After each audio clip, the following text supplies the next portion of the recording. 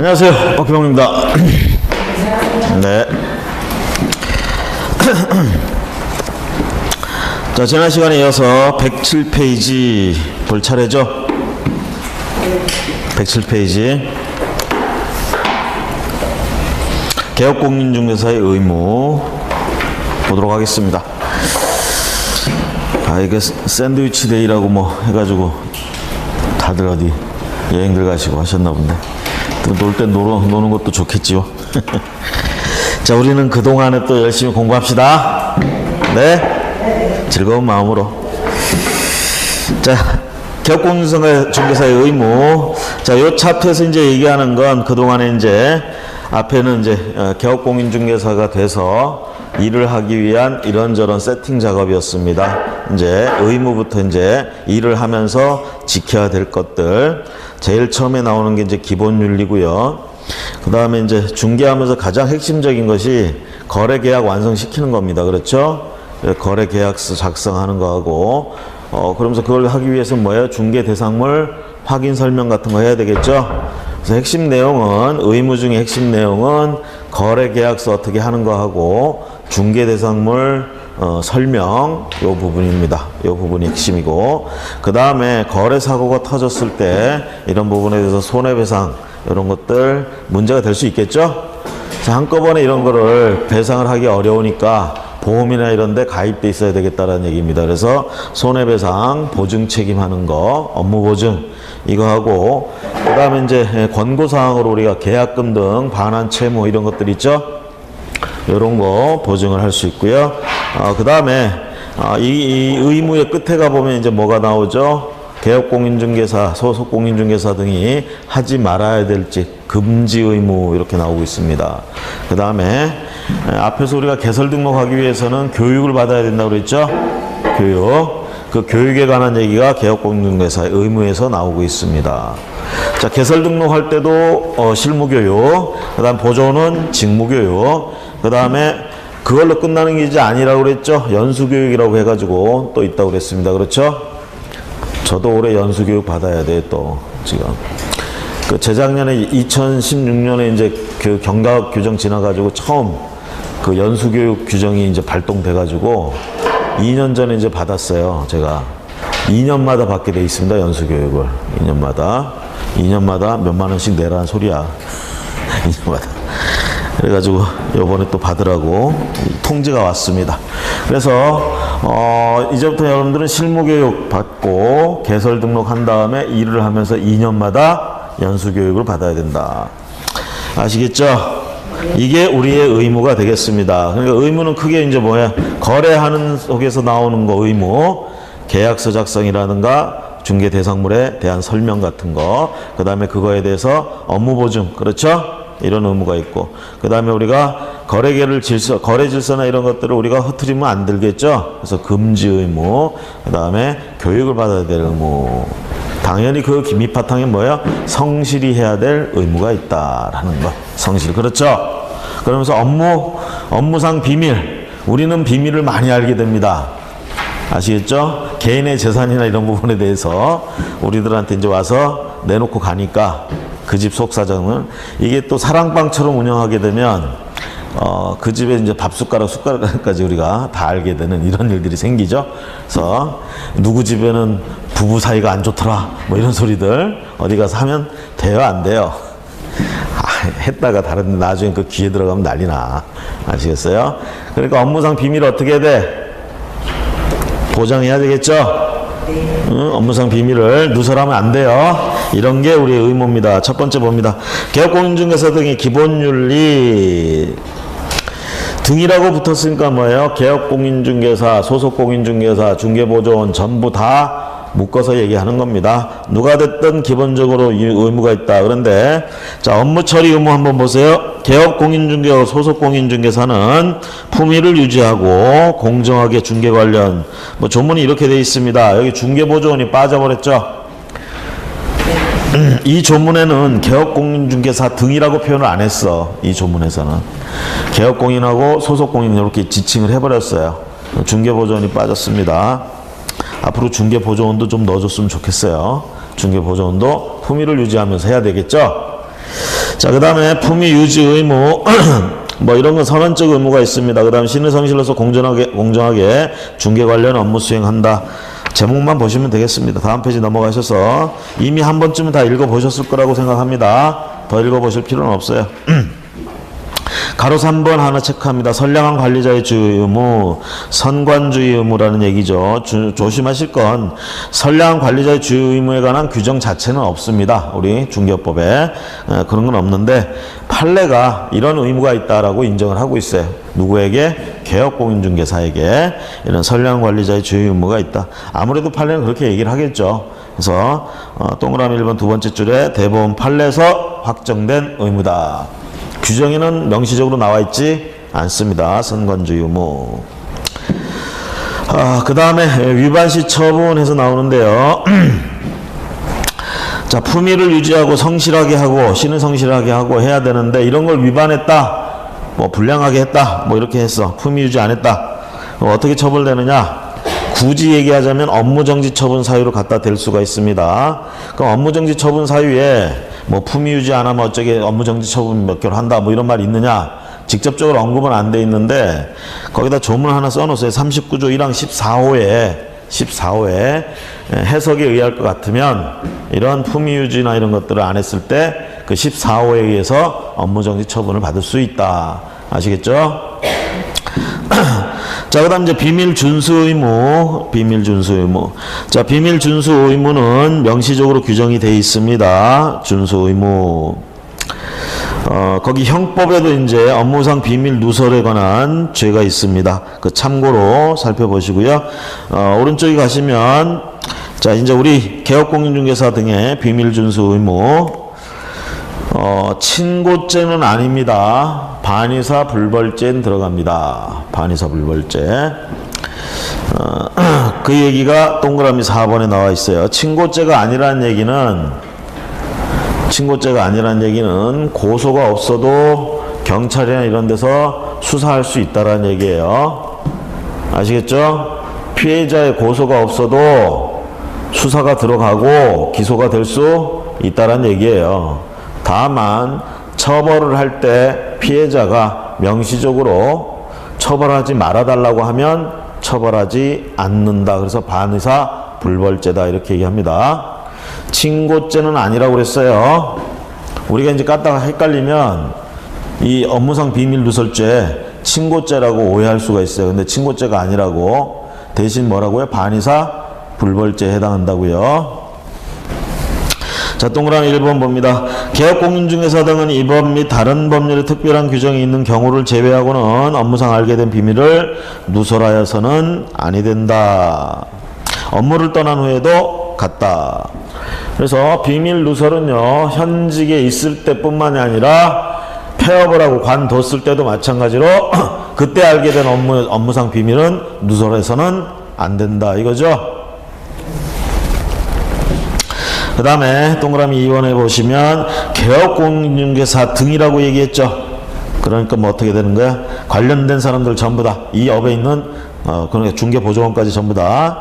그 다음에 동그라미 3번 비밀 누설로 인해서 만약에 손해가 발생했다. 그러면 손해배상 책임은 당연히 져야 되겠죠. 비밀 누설해가지고 피해자한테 손해가 발생을 했어. 그러면 이건 손해배상이에요. 일단 죄를 묻는 건 둘째치고 손해가 발생했으면 손해배상을 해야 돼.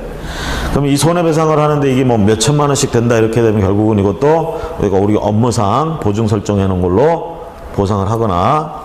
자, 그 다음에 1년 이하 징역 1천만 원 이하 벌금. 그 다음에 다만 피해자의 뭐라고 돼 있어요? 명시한 의사에 반하여 벌하지 아니한다 이렇게 써져 있죠. 그래서 우리가 반의사 불벌죄라고 얘기하는 거예요. 피해자의 명시한 의사에 반하여 벌하지 않는다. 피해자가 명시를 했어. 처벌하지 말아주세요 라고 했는데도 처벌하면 안 된다는 얘기입니다. 그렇죠? 동그라미 4번에 친고죄는 아니고 반의사 불벌죄라는 얘기를 하고 있으니까 참고하시고요. 자, 3번에 비밀 준수 의무의 예외. 어디나 항상 원칙이 있으면 예외가 있습니다. 비밀을 준수하는 게 원칙이지만 예외적으로 어떤 소송이 걸려가지고 내가 거기 나가서 증언을 해야 된다든가 이럴 때 법령에서 또 그런 것들을 말하고 했을 때 우리가 업무상 비밀 누설 요게 면책된다 이렇게 보시면 돼요. 누설을 할 수밖에 없다라는 것. 자, 그래서 예외 동그라미 1번 법률상 비밀사항을 고해야 할 의무가 있을 때 동그라미 2번에 자, 거래 상대방의 비밀사항을 고할 의무가 있는 경우에 자, 1번은 법에서 이러이러한 경우 뭐 재판을 한다든가 뭐 할 때는 업무상 비밀이라고 할지라도 밝혀라 이렇게 돼 있으면 밝히는 거예요. 또 하나 이제 2번에는 동그라미 2번에는 뭐냐면 우리가 이제 중개 대상물 설명하고 중개하다 보면 물건에 하자 같은 게 있을 수도 있잖아요. 그렇죠? 자, 이런 하자 같은 건 이거는 사실 파는 쪽 입장에서는 숨기고 싶다. 비밀로 해달라고 하더라도 이런 거는 밝혀야 되겠죠? 그렇죠? 이런 것들은 어쩔 수 없이 밝혀야 된다라는 거. 그 다음에 동그라미 3번에 가시면 비밀이라 하더라도 본인이 승낙을 한 경우에는 밝혀도 상관이 없습니다. 그렇죠? 그렇잖아요. 그래서 세 가지 경우 이렇게 예외가 있다라는 거. 그래서 원칙적으로는 비밀은 준수돼야 됩니다. 엄수되고요. 예외적으로 밝힐 수 있습니다. 그래서 법령이나 아니면 의무가 됐을 때 그렇게 하자나 이런 거 알려야 되는 그런 상황들 이렇게 됐을 땐 알릴 수 있고 그 다음에 그 비밀의 주체가 승낙을 한 경우에는 밝혀도 된다. 아시겠죠? 자, 그 다음에 중개대상물 확인 설명, 교부 보관 의무 이렇게 나오고 있습니다. 그래서 이거는 이제 항상 정리하고 가야 되겠죠. 중개 대상물, 그 다음에 거래 계약. 요 두 가지 할 때 중개 대상물 뭐 하죠? 확인, 설명, 근거, 제시. 그 다음에 우리 거래계약서 쓸 때 작성, 교부, 보존. 그렇죠? 요거 3년, 요거 5년. 그 다음에 또 뭐 있어요? 서명, 날인. 요 세 가지 의무 나오잖아. 거래계약서는 확인 설명이 있다는 건 없죠? 거래계약서 확인 설명하고 이런 건 안 해요. 바로 작성하잖아, 우리. 작성, 교부, 보존. 그 다음에 서명, 날인. 그 다음 이제 여기하고 다르게 뭐 하나 들어가? 거짓 기재. 이중계약서 쓰거나, 거짓 기재. 서로 다른 계약서 쓰거나, 거짓 기재. 이거 하지 말라는 거 아닙니까? 그렇죠? 이렇게 나눠볼 수 있고, 그 다음에, 개업공인중개사가 있고, 소속공인중개사가 있고. 그렇죠? 자, 일단 소속공인중개사는 어떤 의무? 요거 없죠? 작성, 교부, 보존은 누가 의무가 있어? 얘한테 있어요. 얘한테 있고, 얘한테는 없어. 그 다음에 거래계약서도 마찬가지예요. 작성, 교부, 보존 의무는 누구한테 있어?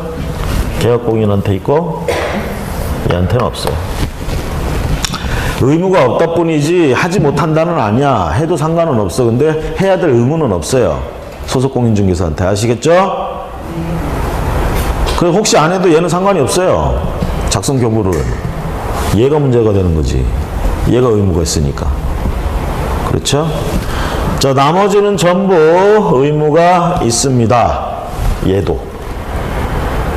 얘는 전부 다 의무고, 얘는 요거는 의무가 아니야.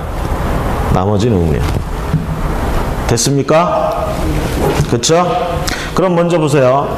중개대상물 확인 설명, 근거자료 제시, 개업공인중개사 해야죠? 안 했어. 이거 뭐예요? 과태료죠? 우리가 보통 이런 거, 서류상에 뭐 이런 거 잘 안 하면 대개는 업무정지 처분이나 이런 게 나올 수 있어요. 근데 요거는 과태료야. 특이하게 500만 원 이하의 과태료.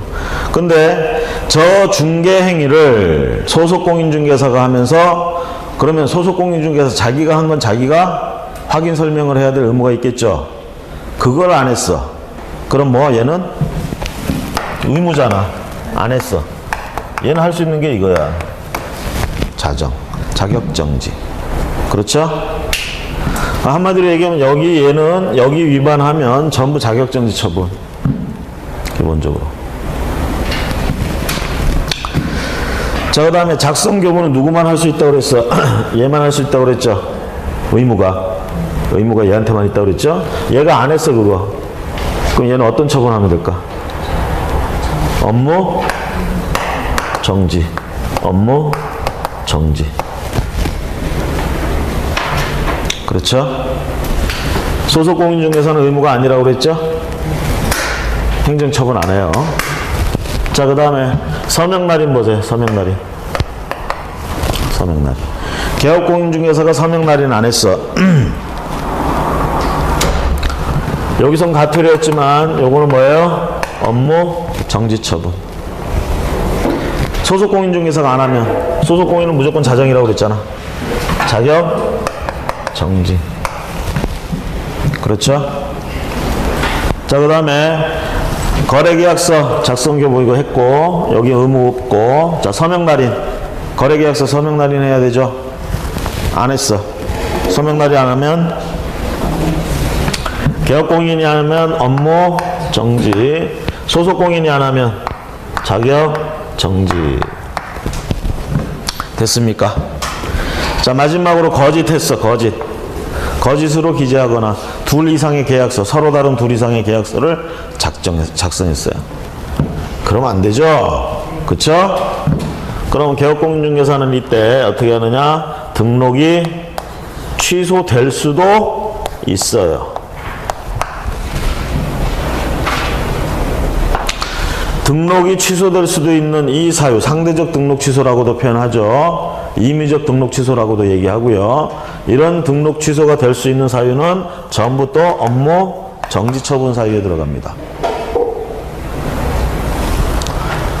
자, 소속공인은 어떤 처분 받을까요?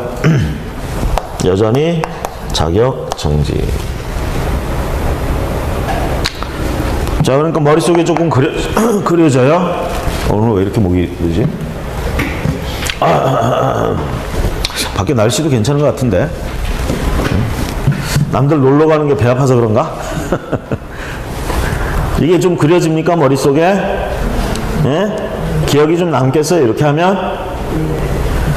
이렇게 좀 기억을 해주세요. 중개대상물과 관련돼서 행위는 이렇게 세 가지 나와요. 거래계약서와 관계돼서는 행위가 이렇게 세 가지 나오고요. 그럴 때 이제 항상 문제되는 건 얘 둘이에요. 개업공인중개사하고 소속공인중개사. 자, 그러면서 일단 얘가 의무가 없는 거 딱 제끼세요. 작성교부 보존 의무는 얘한테 없어요. 나머지는 전부 의무가 있어. 요 두 가지는 없는 거야. 그 다음에 소속공인중개사는 어쨌든 여기서 의무가 있는 건 전부 의무 위반했을 때 자격정지야. 그쵸? 그 다음에 이제 개업공인중개사가 뭐야? 원래는 대개는 다 업무정지 처분인데 요놈하고 요놈만 조금 다른 거예요. 이게 뭐였어요? 확인 설명, 근거 제시. 500만 원이야 과태료 처분. 여러분들 3개월 업무정지 처분 받는 게 무거워요? 500만 원 과태료 내는 게 무거워요?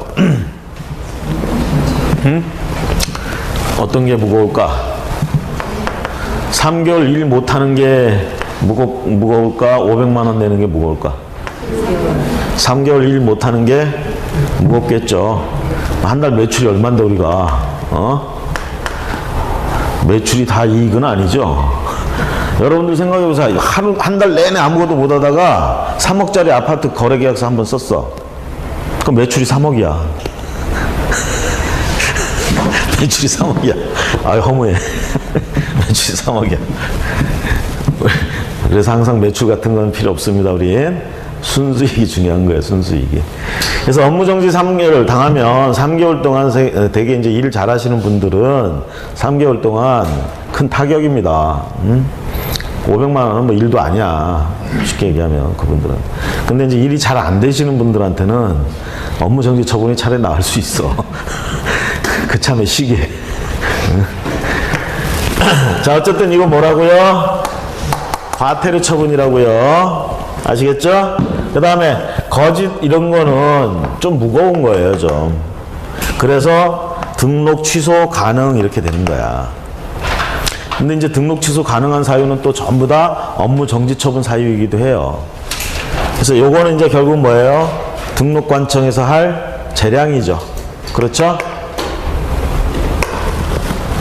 자, 이렇게 좀 정리해 주세요. 109페이지, 110페이지부터 몇 페이지 동안에 계속 나오는 얘기는 정리하면 이 얘기입니다. 이 얘기. 자, 110페이지 교재 봅니다. 중개대상물 확인 설명 및 교부 보관 의무, 확인 설명 의무. 자, 확인 설명 취지 같은 건 뭐 여러분들이 한번 읽어보셨을 거고, 동그라미 5번 가보세요.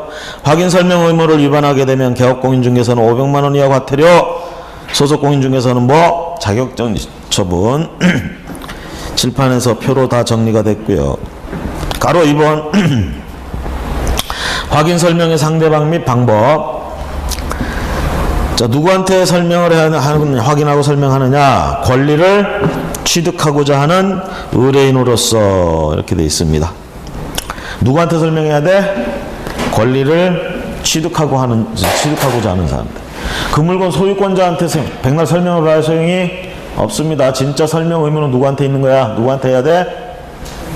그걸 살려는 사람 또는 임차인으로 들어가려는 사람, 이런 사람들이 권리를 취득하려는 사람들이잖아. 그렇죠? 이런 사람들한테 세 번째 줄, 언제 확인 설명은 언제까지 해야 되느냐? 근거 자료 제시는 언제까지 해야 되느냐? 완성되기 전까지. 자, 설명 확인 언제까지 한다? 완성되기 전까지. 자, 그 다음에 동그라미 2번에 가보시면 중개가 완성되기 전, 자, 그래서 세 번째 줄에 권리를 취득하고자 하는 중개 의뢰인에게 성실하게 어쩌고저쩌고 설명을 해야 됩니다. 요거 위반하면 앞에서도 나왔지만 500만 원 이하 과태료. 자, 그 다음에 동그라미 3번에 가보시면 근거 자료는 대상물에 대한 각종 공부 요딴 거 얘기합니다. 요런 거를 설명할 때 의뢰인에게 제시해야 된다. 이게 제시할 수 있다가 아니라 제시해야 된다 이 얘기예요. 되게 그래서 우리가 등기사항 증명서라든가 대장 이런 것들 기본적으로, 그다음에 토지 이용 계획 확인서 같은 것들 이런 걸 떼가지고 확인 설명을 합니다. 사실 비용이 그렇게 많이 들어가지는 않아요. 그리고 옛날처럼 뭐 거기 가서 띄어야 되는 게 아니라 인터넷으로 거의 다 발급이 가능하기 때문에 우리 법에서도 이런 걸 좀 근거자를 제시하라고 의무를 이렇게 부여를 하게 된 게 그런 게 가능하기 때문에 그렇게 한 거예요. 만약에 이거 이렇게 인터넷으로 안 돼 있고 직접 가서 띄어야 되는데 띄는데 뭐 몇 시간씩 걸리고 비싸고 이런데 이거 의무로 했다 그러면 개업공인중개사들이 가만히 있을까?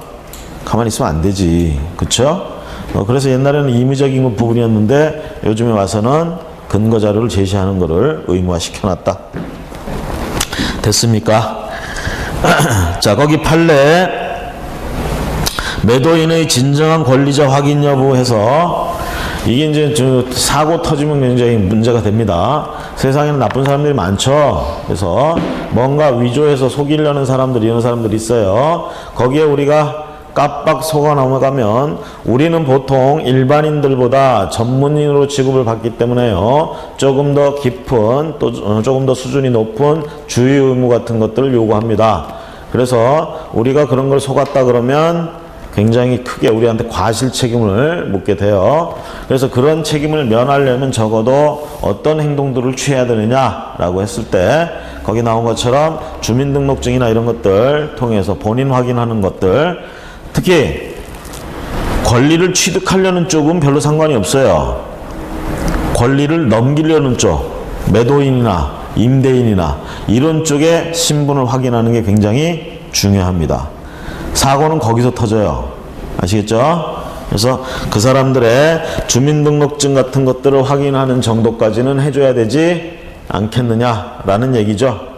이것까지 위조해가지고 온 건 어쩔 수 없어요. 그건 개업공인중개사한테도 뭐라고 할 수가 없는 거야.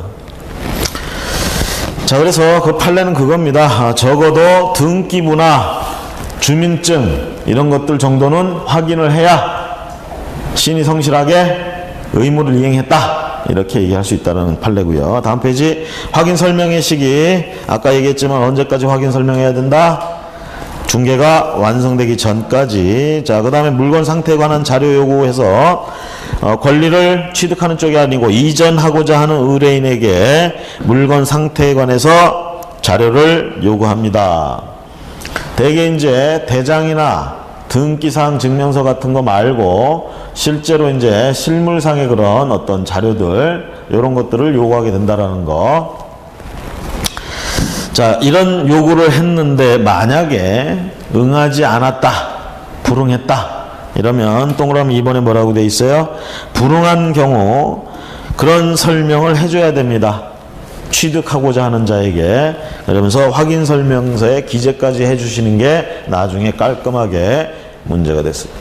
쉽게 얘기하면 우리가 등기사항 증명서나 대장 같은 거는 우리가 쉽게 띄워볼 수 있기 때문에 이거는 의뢰인한테 요구할 필요도 없어요, 사실은. 그럼 뭘 주로 요구하냐면 실물 상태에 관한 것들. 뭐냐, 하자가 있다든가 물건 자체가 뭐 벽면에 금이 갔다든가 뭐가 이럴 수도 있잖아요. 혹시 그런 것들에 대해서 무슨 보수를 했다든가 뭔가를 했다 그러면 그런 뭐 계약서든 뭐든 이런 게 있을 거 아닙니까? 이런 자료들을 좀 있으면 내놓으라고 이제 얘기를 하는 거야. 근데 이제 그런 하자나 이런 걸 숨기려고 자료를 안 내놓을 수도 있어요, 의뢰인들이. 그러니까 의뢰인들이 그걸 또 자료를 반드시 제시해야 될 의무는 없어. 내가 요청을 하면 반드시 해야 되는 건 아니야. 그러다 보니까 안 한다고 되게. 그런데 중요한 건 그렇게 했다가 실제로 하자가 있는 부분을 설명을 못했다. 못하고 의뢰인이 취득하고자 하는 의뢰인이 들어가서 보니까 하자가 있어. 이렇게 되면 내가 확인 설명을 제대로 못한 게 되는 거예요. 근데 나는 분명히 주인한테 내가 설명해야 될 부분을 전부 다 얘기해 달라고 그랬는데 안 해줬단 말이죠. 근거자료 달라고 그랬는데 안 줬잖아. 그쵸? 그런 걸 설명할 수 있는 자료를 달라고 했는데 안 줬잖아. 이런 부분을 증거로 남겨놓으라는 얘기예요. 그래야 내가 책임에서 빠진다는 얘기야. 그리고 이제 증거를 남기는 건 뭐냐? 계약서에 그런 내용을 써놓는 거죠. 이러이러한 자료를 요청했는데 매도 의뢰인이 안 주더라. 그래서 매수 의뢰인한테 이런 부분을 설명을 하고 이렇게 자료를 달라고 했는데 안 줬습니다. 아시겠죠? 자, 그래서 확인 설명서에 그런 내용을 기재해 줘야 됩니다. 여러분들이 중개를 하게 되면 아무도 여러분 편에 서질 않습니다. 아시겠죠? 매도인은 매도인대로, 매수인은 매수인대로 다 자기들만의 논리에 있어서 자기들만을 위해서 얘기할 뿐이에요. 여러분들 편에 서는 사람은 아무도 없어요. 여러분들의 권리와 의무는 여러분들이 지켜야 돼. 쉽게 얘기하면 여러분들이 빠져나갈 길을 만들어 놔야 된다는 얘기죠. 성실하게 하는 게 굉장히 중요합니다. 근데 성실하게 해도 우리가 불리하게 작용하는 경우들이 있단 말이야. 그런 부분들에 대해서는 법에서 이렇게 하라는 건 꼭 지키고 가면 결국은 여러분들이 피해를 최소화시킬 수 있다는 거 아시겠죠? 네? 별로 중요하게 생각하지 않으시는 것 같은데 이 말씀을 저는 몇 번 고비를 넘겼어요. 하면서 진짜로 해보니까 정말 이 법에서 하라는 걸 하는 게 진짜 중요하더라고. 다행히도 그런 걸 해놨기 때문에 덜 타격을 입었는데 아무리 잘해도 그런 실수를 할 수가 있습니다, 우리가. 그래서 그런 부분을 넘어가기 위해서는 이렇게 설명서나 이런 데 반드시 기재를 해주는 게 좋아요. 이게 그런 게 있어. 좋은 게 좋은 거라고 그러고 이렇게 분위기 화기애. 지금 대화도 그렇고 잘 돼갈 것 같아. 근데 내가 이거 지금 굉장히 궁금한 게 있는데 이걸 딱 물어보면 왠지 이 판이 깨질 것 같아. 응? 그래서 안 물어봐. 그리고 넘어가죠. 나중에 사고가 터져요. 그러니까 계약을 하는 단계에서 중개를 하면서 뭐 내 나름대로 궁금한 게 있다고. 그걸 알아서 설명을 해주고 싶은데 괜히 이 얘기를 꺼내면 분위기 망가지고 계약이 안 될 것 같아, 느낌에. 그래서 안 하잖아요. 나중에 계약하고 나서 문제가 꼭 터져요. 별 수 없어. 우리는 굉장히 객관적이 돼야 되고 그런 분위기에 너무 휩쓸리면 안 돼. 거래를 할 때는 우리가 철저하게 중간에 서서 필요한 거, 우리가 생각해낸 거 다 물어보고 해야 됩니다. 차라리 그게 해가지고 깨지는 게 나아, 처음에. 응? 그런 건 해도 나중에 꼭 문제가 돼요. 그래서 궁금한 거 확인해야 될 거 분명히 법에서 하라는 거 그대로 하세요. 하는 게 좋습니다. 아시겠죠? 마치 제가 관공서에서 나온 사람 같아. 자, 그 다음에 확인설명서 기재사항 거기 주의해가지고 나오는데요. 거기 그건 참고하시고 그 다음에 3번 4번에 가보세요. 동그라미 4번 중개의뢰인이 자료를 제출했다 하더라도 개업공정에는 다시 물건 상태 등에 대해 직접 확인하고 설명하여 손해배상 책임을 면할 수 있다. 자, 의뢰인들은 어디까지나 자기에게 유리한 것만 내놓기 때문에요. 우리가 직접 할 수 있는 건 최대한 다 직접 해야 됩니다. 자, 그 다음에 신분증명 제시 요구. 신분증명서 매도인이나 이런 경우에 대개 우리가 임대차도 마찬가지고요. 진짜 주인이 맞는지 이런 거 제시 요구해서 보라는 얘기입니다. 그 다음에 확인 설명사항 어떤 내용들을 확인 설명해야 되느냐. 동그라미 1번에 끄트물에 기본적인 사항, 동그라미 2번 권리관계에 관한 사항, 동그라미 3번 거래 예정 금액, 동그라미 4번 토지 이용 계획 같은 것들을 통해서 규제 사항들, 동그라미 5번에 시설물의 상태, 우리가 수도나 전기, 가스 이런 주택 같은 것들은 이게 다 기본이죠. 이런 것들. 그 다음에 벽면 도배 상태, 주거용은 이런 벽면 도배가 이제 중요한 문제가 됩니다. 근데 토지 같은 거는 이런 건 문제가 안 되죠. 중개대상물 확인 설명 이런 난이 없어. 그 다음 이제 환경 조건 같은 거, 그 다음에 입지 조건, 그 다음에 9번에 조세의 종류 및 세율 이렇게 돼 있습니다. 부담해야 되는 조세의 종류 및 세율. 자, 이게 이제 기본적으로 확인 설명서에 들어가야 되는 내용인데, 확인 설명서는 4종류 형태가 있습니다. 주거용, 비주거용, 토지, 그 다음에 임목, 재단 그런 것들이 있습니다. 자, 이렇게 있을 때 그 9가지 내용이 다 들어간 게 대개 주거용이에요. 나머지 대상문 확인 설명서는 거기서 이제 필요 없는 거 몇 가지 항목들은 빠졌다. 이렇게 보시고, 시험 문제 간혹 가다가 요거 서로 비교해 가지고 빠진 항목 요런 게 나올 수가 있으니까 그걸 우리가 체크해 두셔야 되고, 그 밑에 참고해 가지고 나오는데, 앞에서 우리가 중개계약서, 자, 전속 중개계약을 했을 때는 어떻게 전속 중개계약서를 반드시 작성해야 되죠? 그렇죠. 그렇죠? 그럴 때 전속 중개계약서를 반드시 작성을 하고 거기에 또 기재를 해야 될 사항들, 공개, 전속 중개계약을 하면 또 거래정보망이나 일간신문의 정보를 공개해야 되죠? 그래서 공개해야 될 사항이 나와 있습니다. 거기 이거하고 중개대상물 확인 설명해야 될 사항하고 서로 비교를 해서 나오는 거 안 나오는 거 다른 거 체크해야 되겠죠? 지난번에 했죠? 또 해드려? 뭐 또 해드릴 필요는 없을 것 같아요. 여러분들이 다 했을 것 같고, 또 처음 듣는 분 계시니까 표시만 하고 갑시다. 자, 전속중개계약서 공개사항에 동그라미 3번에 오수, 폐수, 쓰레기 처리 시설 등의 상태 보이시죠?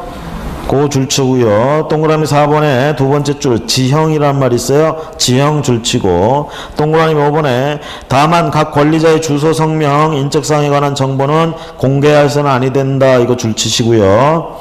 동그라미 6번 넘어가 7번 공시지가, 다만 임대차의 중개대상물 경우에는 공시지가를 공개하지 아니할 수 있다까지 줄치세요. 이게 오른쪽에 확인설명사항하고는 다른 내용입니다. 또 확인설명사항에 가보시면 동그라미 1번에 첫 줄에 지번이라고 보이시죠? 지번. 그 다음에 동그라미 3번에 중개보수 및 실비의 금액과 그 산출 내역 줄치고, 그 다음에 동그라미 4번 토지 이용 계획 줄치고요. 그 다음에 동그라미 9번에 가보시면 중개대상물에 대한 권리를 취득함에 따라 부담해야 할 조세의 종류 및 세율, 이렇게 각각 서로 표현이 다르거나 없는 내용들입니다. 아시겠죠? 그거 체크해서 보시고, 자, 그 다음 113페이지 가봅니다. 확인 설명서 작성 의무. 확인 설명서 작성 의무. 확인 설명만 하면 되는 게 아닙니다. 작성까지 해줘야 되죠. 작성. 이건 누구한테 있다고 의무가? 개업공인중개사의 의무. 첫 줄에 뭐라고 되어 있어요? 개업공인중개사는 의무이지만 소속공인중개사는 의무가 아니다. 그래서 소속공인중개사는 의무가 아니니까 해도 되고 안 해도 되고, 작성을 해도 되고 안 해도 되고, 그렇죠? 다만 작성할 수 있을 뿐이다 이렇게 해놨잖아요. 지금 거래계약서 작성과 마찬가지로 중개보조원이 작성하는 경우 대여행위로 처벌받을 수 있습니다. 중개보조원은 이거 작성하면 안 되죠. 작성하지 않아야 될 의무가 있어요. 얘는. 자, 그 다음에 동그라미 2번. 언제 확인설명서는 작성하느냐? 거래계약서를 작성하는 때. 자, 확인설명은 언제까지 해? 확인설명은 언제까지 해? 중개가 완성될 때까지. 그 다음에 작성은 언제까지 해? 언제 해? 거래계약서 작성하면서 같이 합니다. 아시겠죠? 자, 그 다음에 서명 및 날인. 누구에게? 개업공인중개사는 서명 및 날인. 자, 이게 법인일 땐 어떻게? 대표자, 분사무소는 책임자, 서명 날인 의무. 그 다음에 동그라미 2번. 그 중개 행위를 한 소속공인중개사도 서명 날인 의무가 있죠. 만약에 어떤 중개 대상물에 대해서 개업공인중개사만 관여해서 중개를 했어. 소속공인중개사는 그거하고 전혀 관여가 안 됐어. 서명 날인을 해야 될 의무가 없습니다. 소속은 자기가 관여가 됐으면 해야 돼요. 이에 반해서 소속공인중개사가 주도해가지고 한 거, 개업공인중개사는 서명 날인 합니까? 안 해도 됩니까? 반드시 해야 돼요. 소속공인이 한 것도 개업공인은 해야 됩니다. 개업공인 대표자, 책임자는 언제나 한다. 자, 소속공인이 해야 되는데 안 했어요. 동그라미 3번. 개업이 안 하면 업무정지, 소속이 안 하면 자격정지, 중개보조원이 안 하면 서명 날인할 의무가 자체가 없죠. 그 다음에 교부 및 보관. 중개대상물 확인 설명서는 몇 년? 3년. 전속중개계약서 몇 년? 전속중개계약서. 전속중개계약서 보존 안 해요? 전속중개계약을 하게 되면 반드시 작성하라고 그랬잖아. 작성하면 또 보존해야지. 3년. 거래계약서만 5년이야. 거래계약서만. 됐죠? 자, 넘어가셔서 자, 보관 3년. 요거 보관 누구한테 의무가 있어요? 보관 의무 얘한테만 있죠? 업무 정지 처분 떨어질 수 있습니다. 자, 그 다음에 관련된 판례들 다 읽어보셨어요? 관련된 판례 안 읽어보셨어요? 이제 읽어보면 되지 뭐. 꼭 읽어보세요. 따로 설명 안 합니다. 넘어가시고요. 거래계약서 작성 의무. 첫 시간들이라 너무 힘들어 하시는 것 같은데 거래계약서 작성 의무까지 봅시다. 아예. 자, 거래계약서는 이제 뭘 얘기하는지 아시죠? 이거 생각하시면 돼요. 거래계약서, 매매계약서일 수도 있고 임대차 계약서일 수도 있고 뭐 교환계약서, 이런 거래에 관계된 계약서잖아. 자, 보존기간 몇 년? 5년. 작성 교부 의무 누구? 작성 교부 보존 전부 누구? 개업공인중개사. 안 하면 업무정지 처분. 얘는 그런 의무가 없고. 서명 날인 누가? 얘는 자기가 한 거, 관련된 거. 그렇죠? 얘는 자기가 안 했더라도 다 해야 되고, 여기는 업무정지, 여기는 자격정지. 그렇죠? 그 다음에 거짓으로 하면 안 되고요. 둘 이상 서로 다른 계약서 작성해도 안 되고요. 그럴 때 이게 조금 세다는 거. 등록 취소가 가능하다. 항상 그래서 여러분들 머릿속에 임의적 등록 취소 그러면 업무정지 처분 이코르 업무정지 처분, 이거 항상 공식처럼 이렇게 연결을 해주세요. 이거 얘기 나오면 자동으로 업무정지 처분도 돼 라고 생각하시게끔. 아시겠죠? 여기에 해당되는 사람은 전부 업무정지 처분 사유이기도 해요. 자, 그 다음에 얘는 자격정지. 자, 그래서 114페이지부터 115페이지, 116페이지까지는 따로 뭐 정리 안 하겠습니다. 저걸로 정리하시면 되겠고, 다만 거래계약서 자체는요, 법정 서식이 있나요?